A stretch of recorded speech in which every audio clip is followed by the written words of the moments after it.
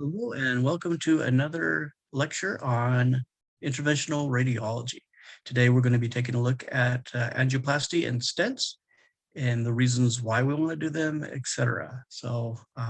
Today, we're going to talk specifically about the aorta and the common iliacs. And these principles can be expanded to other areas. Okay, here's our roadmap for today. Normal vessel anatomy in layers. Right here on this screen, we get to see the three layers of an artery and a vein. The lumen here is in the center, and next to the lumen is the intima. Beyond that is the muscularis level, and beyond that is the adventitia. So that's normal anatomy of both arteries and veins. The vein will have the same three levels. Major pathologies, we're going to take a look at that. Indications, contraindications, the aorta and the iliac, normal anatomy. Again, it's easier to know what normal is, and if something's abnormal, it will pop out at you. We're going to take a look at prep for this exam, diagnostic, arteriograms, angioplasty, stent placement, what you do after everything is all done. We're going to take a look at differential interventions as well as stent types and complications to look for during and after the exam.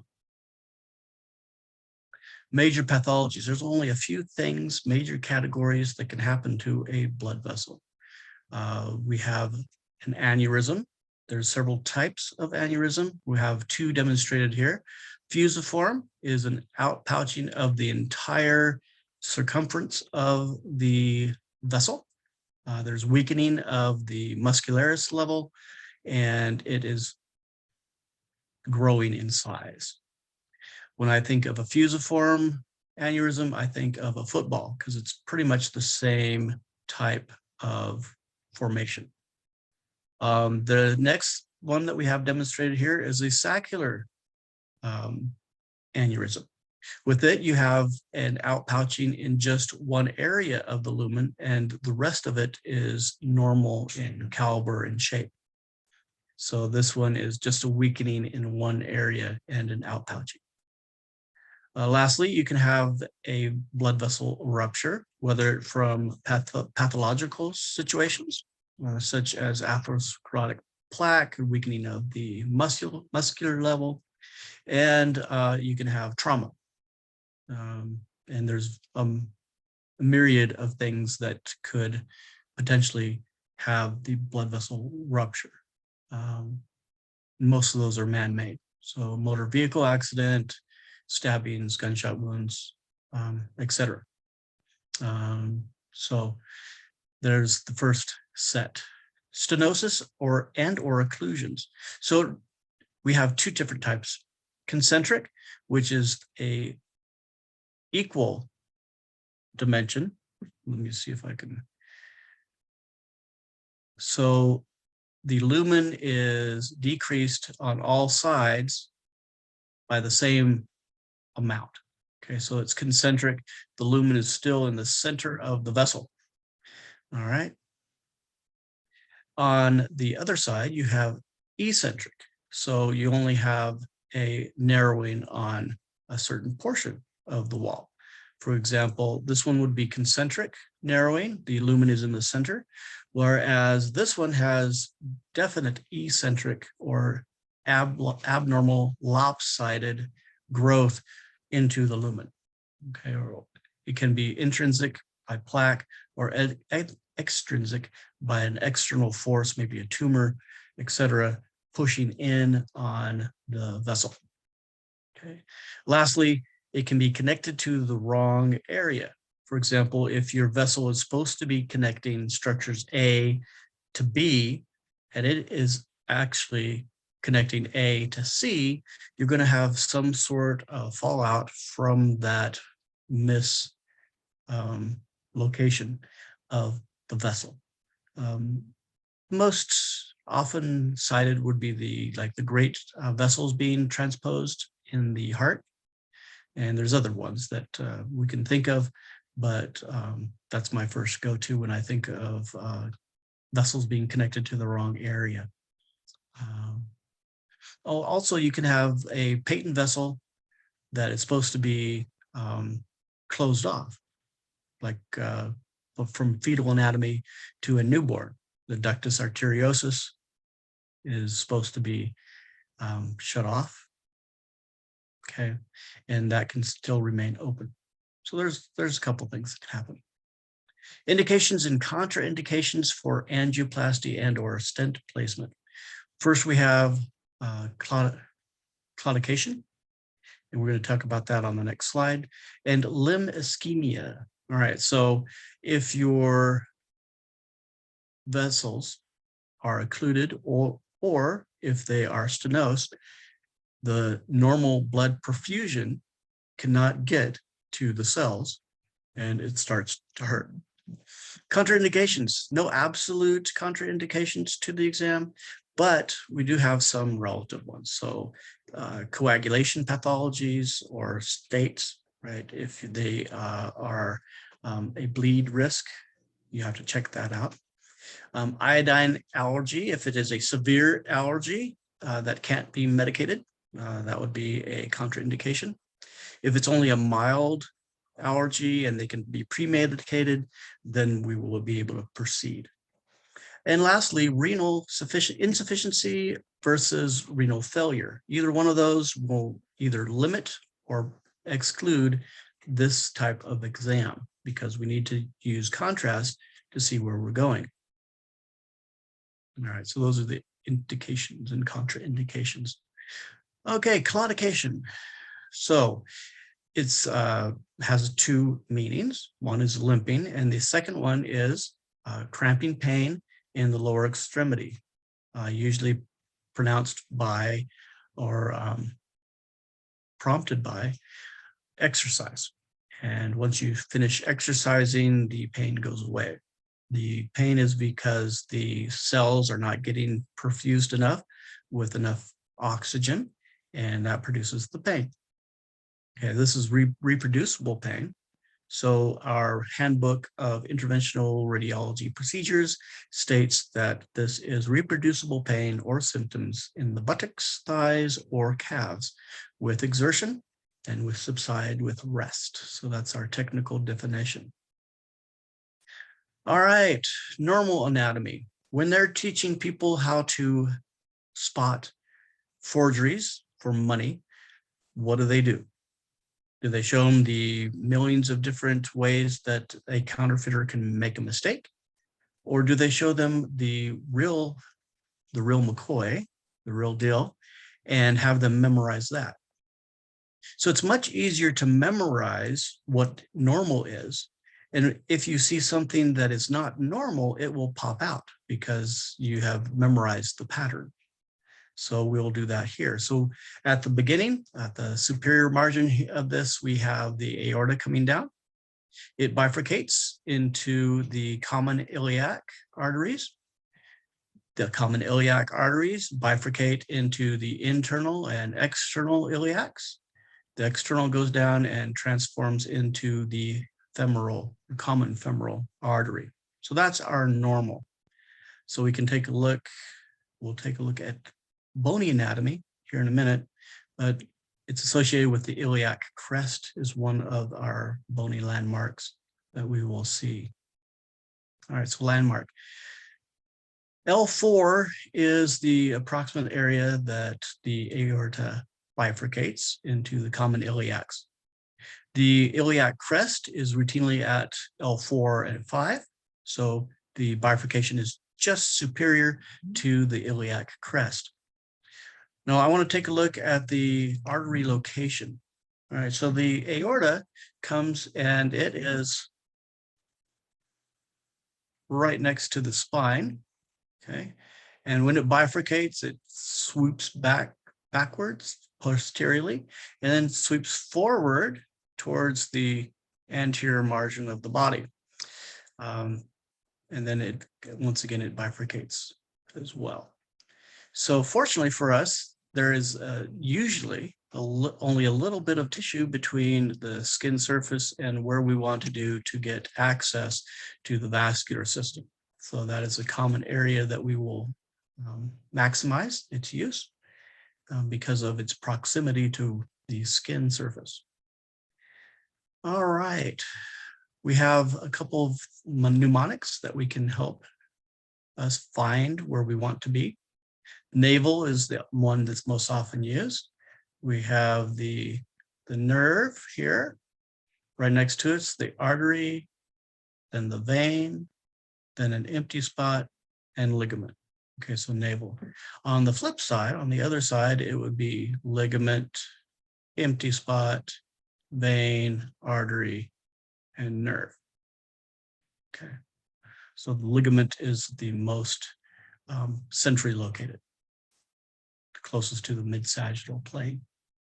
For bony anatomy, we have the ASIS, right? So the anterior superior iliac spine, known by X-ray techs around the world, right? So we palpate there. Then it goes superiorly to the iliac crest, also widely known. Then we have the posterior superior iliac spine as well. We rarely, if ever, use that. And this is, of course, the lateral pelvis. So let's take a look at the anatomy over here. It's not a very pleasant picture for this individual. We have some occlusions, some calcifications, and it's quite narrow, quite stenotic here.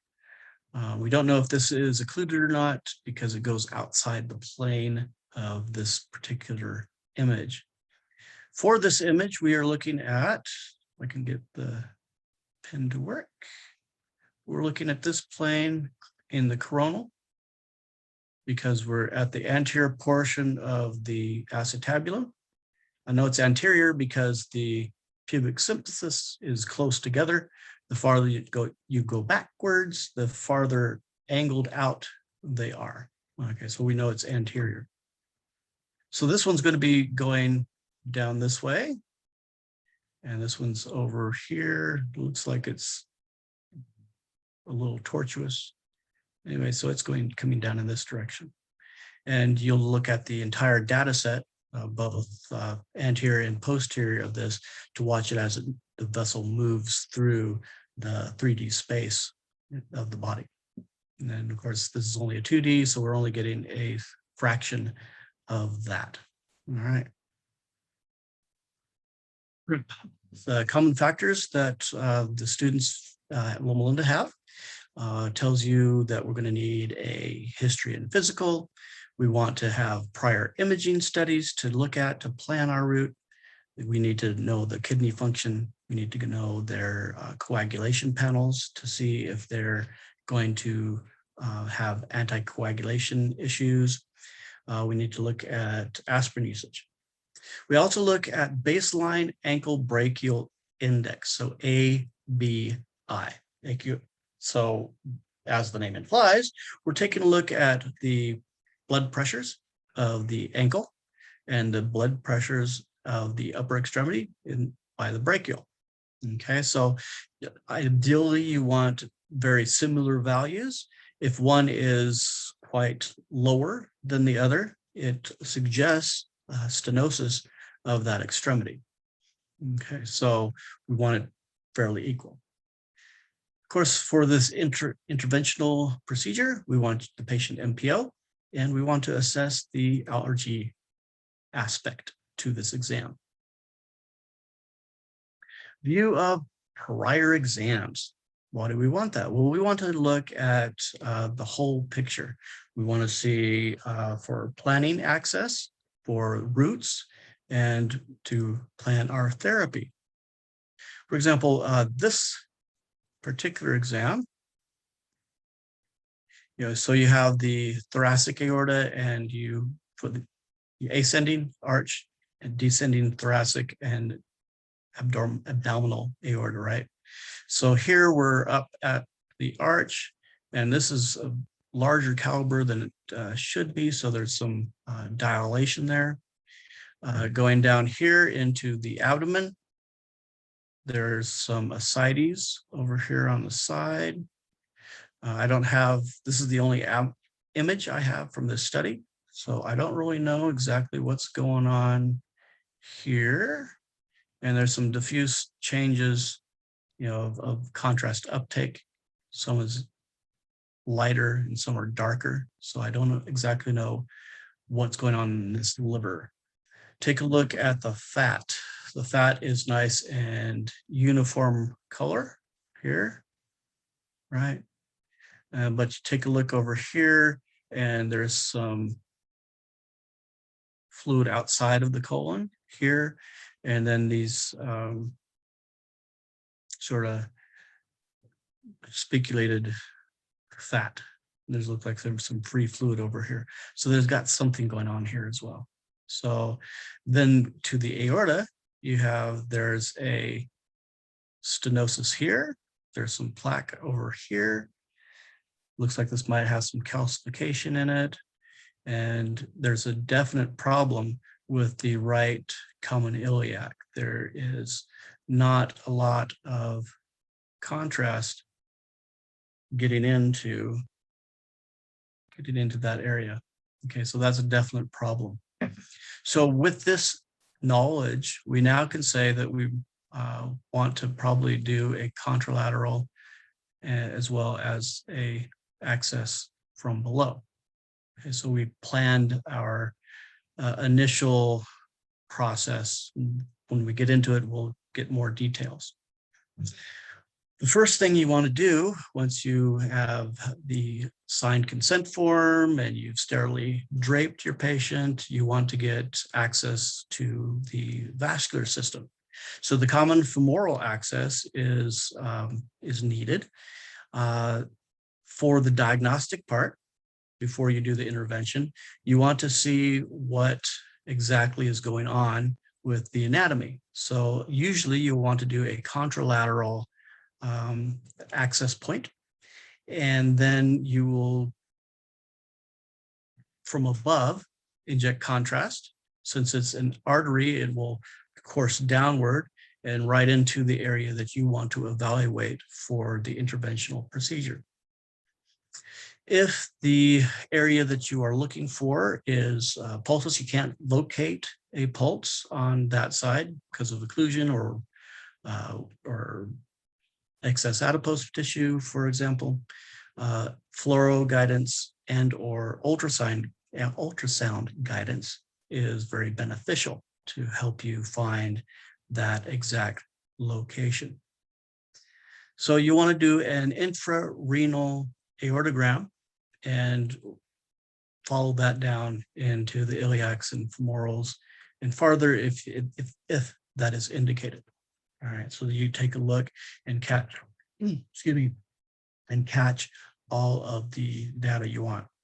So let's take a look at our bony landmarks. All right, so here's the iliac crest, and that's right at the junction of L4 and 5. So here's the sacral promontory down here. So 4, 5. So the bifurcation will be right here at 4. All right.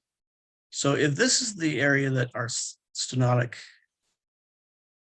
event has occurred here, it's pretty narrow. You'll want to get access and go up this way and guide it down so you have a access above. For the aortogram, you're going to start up here and look down. That way you can see the vessels and what happens as it bifurcates and then travels all the way down to the lower extremity. Okay. Now, you need to diagnose if an intervention is needed. Oftentimes you want to verify that the MR and CT were a true positive as opposed to a false positive. And you need to look at pressures. That's the best way to do it. So hemodynamic measurements puts a quantity. It's a quantitative so it's not subjective. And that is the preferred method for looking at the effects of the stenosis. So you want to have a superior and inferior measurement using pressure wires and or other equipment that can put a value on what the pressure is. The pressure wires are the smallest, but they cost the most. So anyway, you want to see a gradient that is less than 5 millimeters before and after the stenosis. If it is greater, that is an indication to go forward with your interventional part of the angioplasty and or stent placement. If you're just taking a look at the systolic gradient, it needs to be greater than 10 millimeters of mercury difference between superior and inferior stenosis. You can use a lumen measurement, but that is less preferred. And according to the medical research, is still, according to textbook, a little less accurate. Okay. But if you're going to use that, it should be a reduction of 50% or more to proceed with the angioplasty and or stent placement. All right, so let's pretend that this is our common iliac. Okay, so we have a vessel here, pre and inter-procedure and post. So let's pretend that this is our iliac and we have access on the contralateral side and we're coming down, and we have access on the ipsilateral, the same side, and we come up with our wires. Okay. At the same time, you take pressures from both sides, and if the pressure gradient is either 5 or 10, depending on what you're looking at, if it's greater than that, go ahead with the angioplasty. As you can see, this area has quite a bit of stenosis here and here. So you'll have to take care of that. All right. Procedure. You need to give them heparin. The physician will tell you the amount of heparin to give, usually delivered by the nurse or anesthesiologist. Stenosis passage. So you need to get the wire and your devices through that stenosis. All right. So if that stenosis comes in here, right? You have plaque. You have to get your wire through that area in order to deploy either a balloon or a stent, right? So there's a couple ways you can do that. Guide wires. So you can have a straight guide wire with an angled cath. You can also use a hydrophilic guide wire with a steerable cath. So the controls on the distal end of the cath will let you steer the catheter and hopefully break through that stenosis. Once you have your wire through, you can use an exchange wire, put your sheath in, take the exchange wire out, and then you have your sheath, which you can put your balloon and or stent through to deploy it. Once you're in the right location, which we'll talk about in a moment, you can deploy your angioplasty balloon or the balloon with a stent on it. All right, so what do you do after you deploy? We're going to talk about that procedure in just a moment. But what do you do afterwards is you want to do a angiogram of that area. Now, before we were looking at the broad spectrum, we were looking at infrarenal all the way down to femoral. Now, since you know exactly where you did your intervention, you can target just that area to see how it performed, if it was successful or not, right? And you'll do your measurements and you will do your pressure gradients. Okay, so if it's 30% or less of residual stenosis, you have done a good job. If it has more than 30% is left, then you will need to deploy a larger balloon or move to a stent. Complications, of course, are arterial rupture. We might have put too much pressure on the arterial wall and it gave out and it might have ruptured. So you're looking for that on your post-intervention angiogram. You also can introduce a dissection, which is the separating of the wall layers. So you will have a true and false lumen, and you'll be able to see that on your angiogram as well. And of course, distal embolization, which no one wants. You want to check to see if you have embolized anything and if you have something that is caught and will cause complete occlusion. And you want to do intervention on that if that occurs. So again, you remeasure your pressure gradients, and if you are less than 5 millimeters gradient or difference between superior and inferior, that is a good thing. It means your intervention was successful. All right, so hemostasis. When you're all done with everything and it's time to finish the exam, you need to be able to pull all your equipment back out of the patient.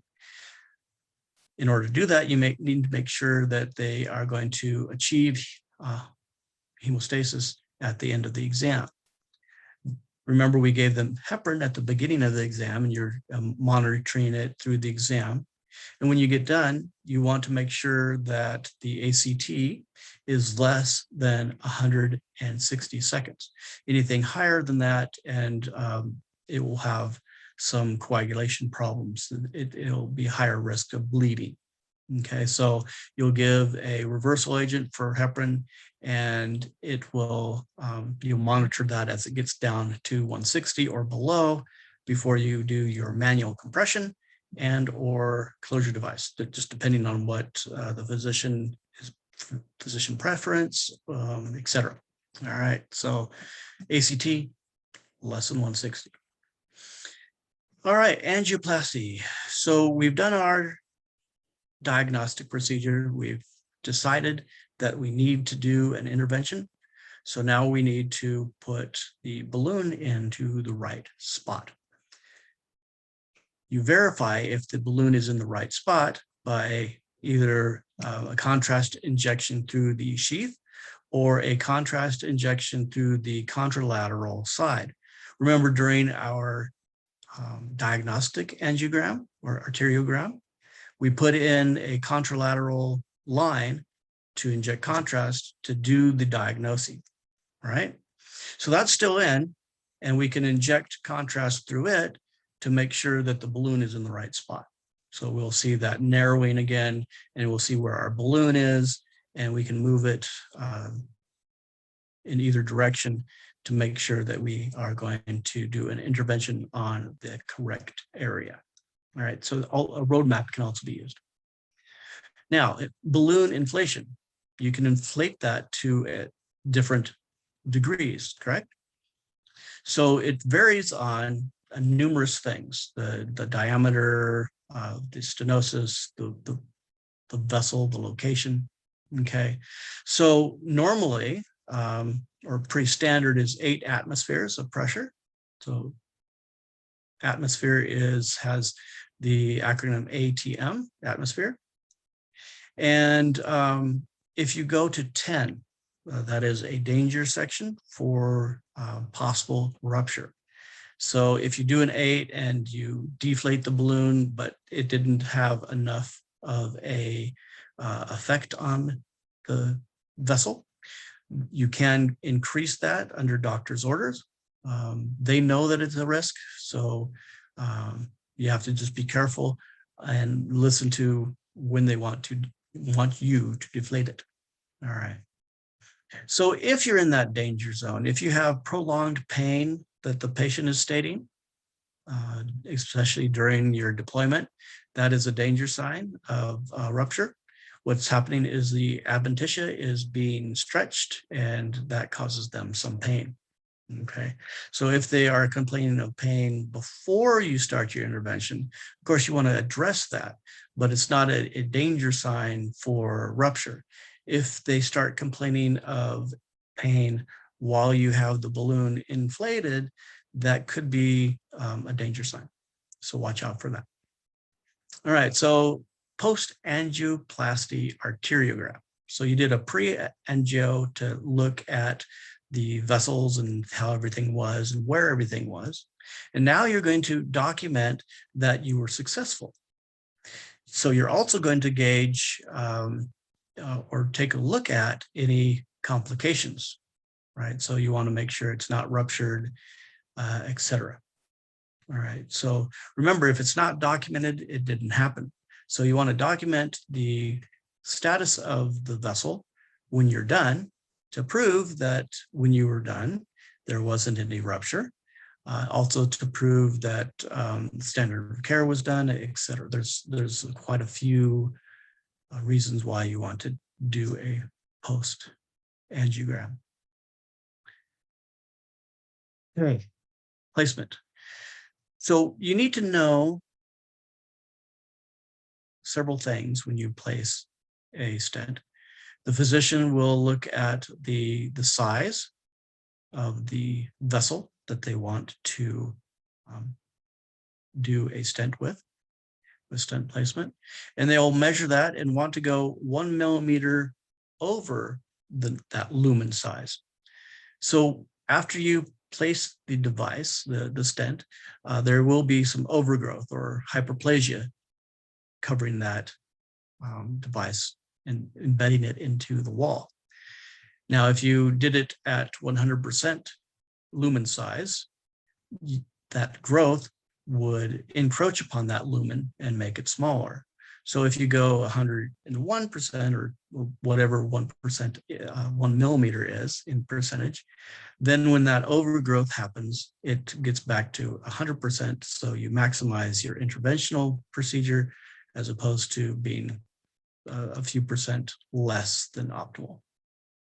You want to take a look at the length. All right, so if the lesion is a certain length,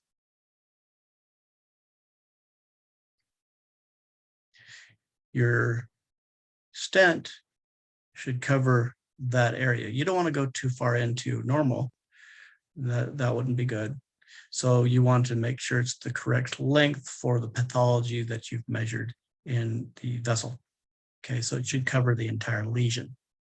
You also, of course, verify the location of your stent in the same methods we did for the balloon location that we just talked about. So just keep those methods in mind when you're doing a stent placement. Now, you can do several different types of stents. They come in different types of delivery methods, which we'll talk about in a moment. But if you're using a balloon stent combo, you want to make sure that the catheter or the sheath that it is in, the sheath that it is in is the correct size. Because you have your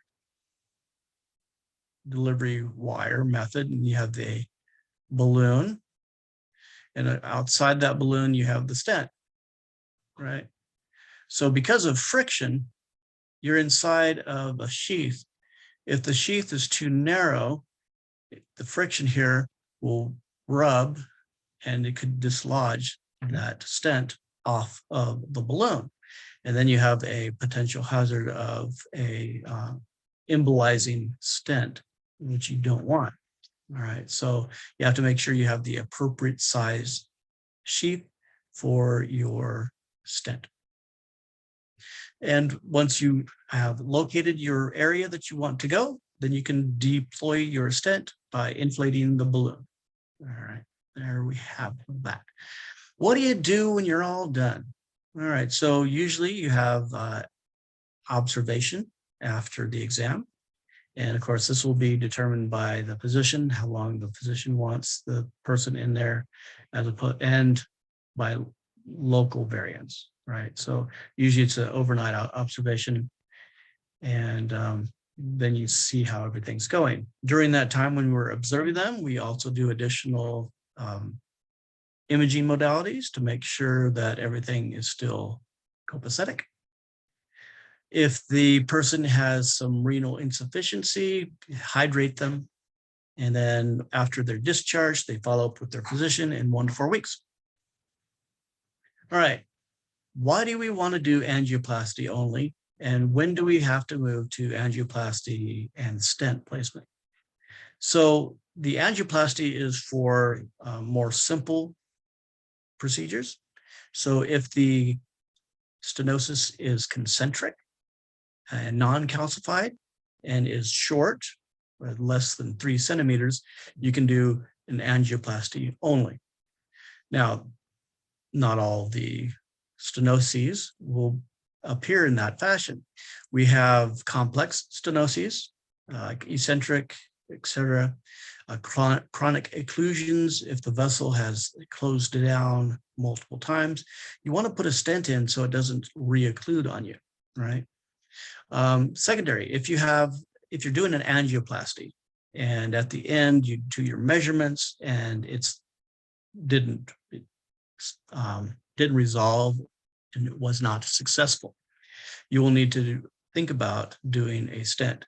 So if the gradient before and after the interventional area is greater than 5, that means the intervention of angioplasty only didn't work. So then you need to deploy a stent.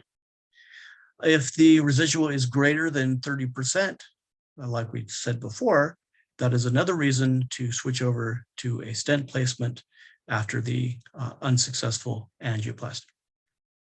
Another indication is a flow limiting stenosis or stenosis. Okay, so there are 3 types, major types of stents. You'll find more details and pros and cons on page 301 of the 4th edition of the Handbook for Interventional Radiology Procedures. And they are good to look at. So the self-expanding is the first on our list. What it is a compressed,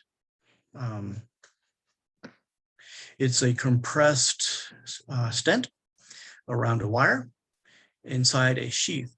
So you put the sheath with the wire and the memory metal in it on the stent. You locate it and you put it in the right section, leaving the central wire with the stent on it in one place.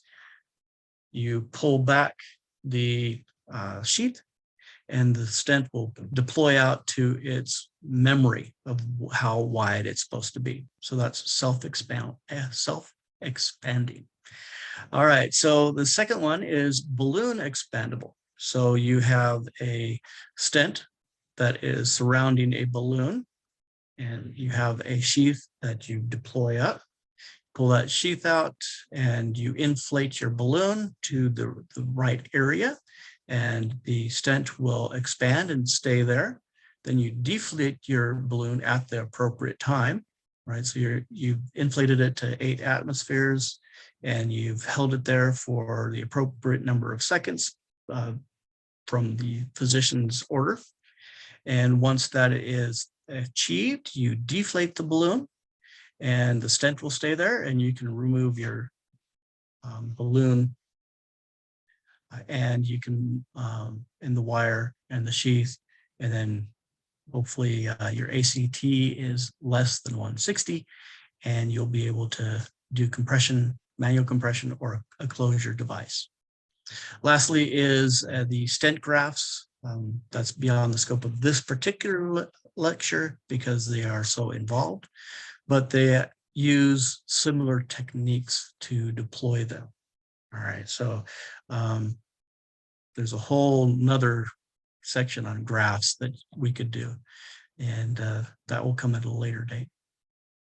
All right, stent selection. How does the physician decide which stent to use?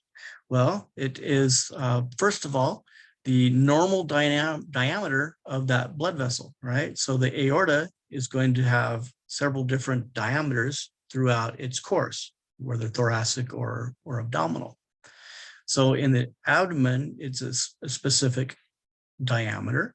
and they're going to use that to base their stent size on, make it just a little bit bigger, one millimeter bigger, to help it with that hyperplasia. So the diameter. The length is depending on how wide, or excuse me, how long the stenosis is, right? So they'll measure the stenosis with a calibrated measurement on the C-arm display screens, and then they will decide what they need to do for the length. It also depends on the location of what type of stent works better in specific locations. And if the area that they're working with is calcified or has an eccentric lumen. So all those factors go into the stent selection process. All right, so I know that these aren't lower extremity, but they're good examples of the complications. So we're just going to take a look at the complications and pretend that they are in the area that we're interested in. Couldn't really find a lot of things online and for this specific area. So let's take a look at arterial rupture. All right, so here we have a very large aorta. So this is a aneurysm of the aorta. It should only be like that big or smaller, about that size for the Bristol junction. So this is like L1 probably.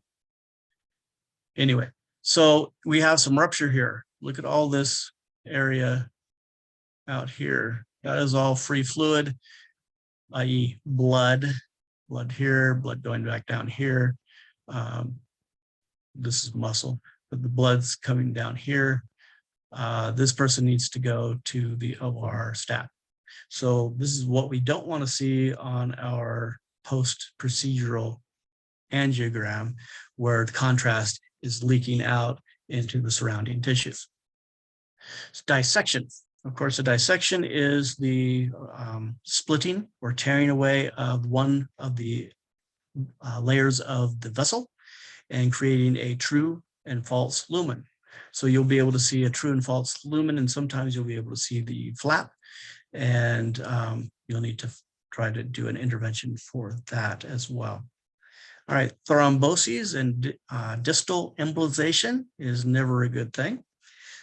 Here we have a common exam for CT for PE. All right, so we have a couple of emboli here. This is a huge one. So the embolization doesn't absorb the contrast, so it blocks it. So you can see the difference between the active contrast and the blockage caused by the emboli.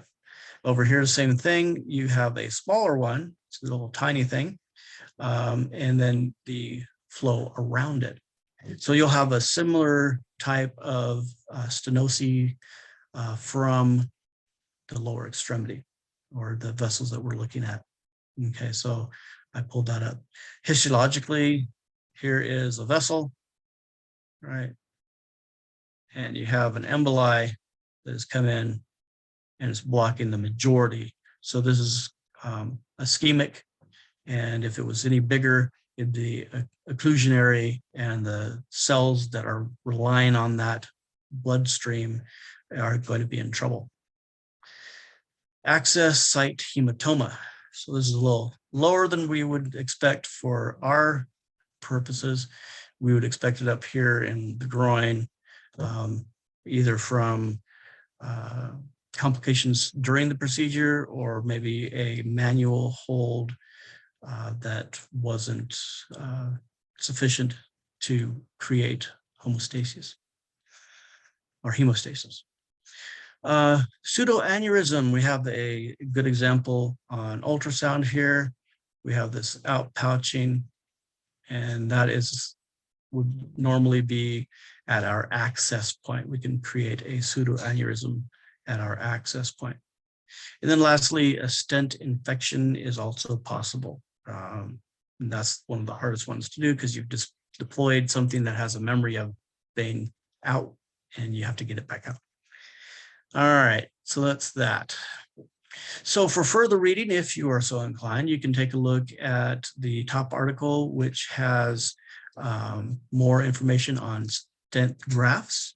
And there's the other one down there that also has good information on this topic. Where did I get the information for this? Well, from the majority came from the Handbook of Radiologic Interventional Procedures, the 4th edition.